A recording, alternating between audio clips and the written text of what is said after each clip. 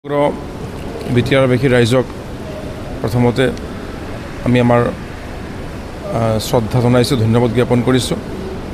আমাৰ এই চৰকাৰৰ বিটিআৰ চৰকাৰৰ বিজেপি পিপলৰ দ্বাৰা গঠিত প্ৰমোদ বৰদেৱৰ নেতৃত্বৰ চৰকাৰৰ আজি আমাৰ 15 সংখ্যক অন্তিমখন সেশ্যন আছিলে, অধিৱেশন আছিলে। এই অধিৱেশনৰ জৰিয়তে মই পাৰ্লিয়ামেণ্টাৰী এফেয়াৰ্ছ EM হিচাপে আমাৰ এই 5 বছৰীয়া যি কাৰ্যকাল আমি সমাপ্ত কৰিবলৈ গৈ আছোঁ। আজিৰ অন্তিমখন বাজেট আমি সমাপন কৰিলোঁ। আমি আমাৰ সন্মানীয় হিজ এক্সেলেঞ্চি মহামান্য গভৰ্ণৰ অসমৰ মুখ্যমন্ত্ৰী ডক্টৰ হিমন্ত বিশ্ব শৰ্মা ডাঙৰীয়া, আমাৰ বিটিআৰৰ চিফ প্ৰমোদ বৰা ডাঙৰীয়াক বিশেষভাৱে আমি আমাৰ সদনৰ সকলো সদস্যই ধন্যবাদ জ্ঞাপন কৰিছোঁ।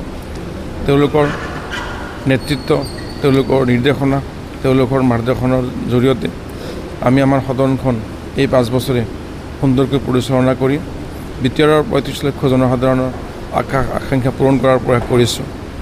লগতে মই এটা কথা উনুকিয়াম যে 17 বছৰৰ আমাৰ যোৱা চৰকাৰৰ বহুতখিনি কামে কৰিবলগীয়া আছিলে, বহুত ক্ষেত্ৰত গেপছ আছিলে, বহুত সূক্ষ্ম, বহুত দীৰ্ঘম্যাদী চিন্তাধাৰা আছিলে, সেইবোৰ কিন্তু তেতিয়া নহ'ল।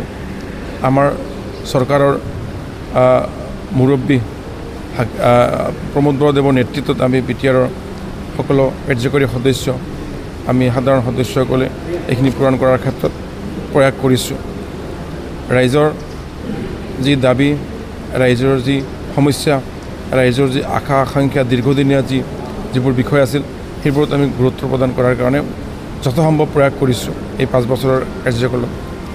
এই ক্ষেত্ৰত এটা কথা উল্লেখ কৰিব লাগিব যে আমাৰ এজন সদস্য প্ৰাক্তন চিফ আছিলে হাগ্ৰাৰাম মহলীৰ ডাঙৰীয়া, প্ৰথম দিনা সদনত আহিছিল আৰু আজিলৈকে যি 15টা সদন আমাৰ হ'ল, আজি 15 সংখ্যক সদন আছিলে, অধিৱেশন আছিলে, তেওঁ এবাৰো নাহিলে। সেইটো আমাৰ কাৰণে যি পাৰ্লিয়ামেণ্টাৰী যি গণতন্ত্ৰৰ যি পদ্ধতি, যি পৰম্পৰা, তাৰ কাৰণে এক শুভ নহয় আৰু অশোভনীয় এটা দিশ বুলি ক'ব লাগিব। ৰাইজৰ প্ৰতিনিধি, ৰাইজৰ কাৰণে যদি সদনত উপস্থিত নাথাকে, বিষয়টো খুব এটা ভাল বিষয় নহয়। আমি প্ৰয়াস কৰিছিলোঁ শান্তি, সম্প্ৰীতি, সমতা, মৰ্যাদা, আত্মৰক্ষা, অৰ্থনৈতিক উন্নয়ন, সামাজিক উন্নয়ন, শৈক্ষিক উন্নয়ন আৰু কিছুমান মিছন মুডত আমাৰ ভালেখিনি পলিচি, ভালেখিনি আঁচনি আমাৰ ৰূপায়ণ হৈছে, সেই আপোনালোকে জানে। আৰু সেই মিছন মোডৰ জৰিয়তে আজি শিক্ষা, অৰ্থনৈতিক, পশুপালন, কৃষি সকলো ক্ষেত্ৰতে এক সুন্দৰ ব্যৱস্থা আমি দেখিবলৈ পাইছোঁ।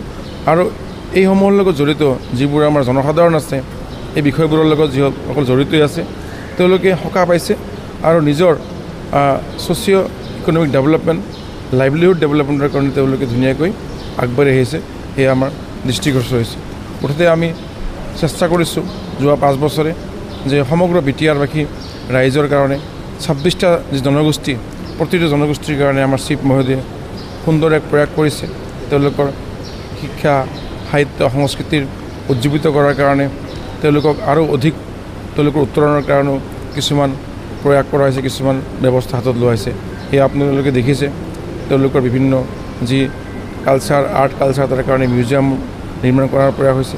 তেওঁলোকক লৈ পেলাই বিভিন্ন সভা সমিতি হৈছে, পুস্তিকা প্ৰকাশ কৰা হৈছে।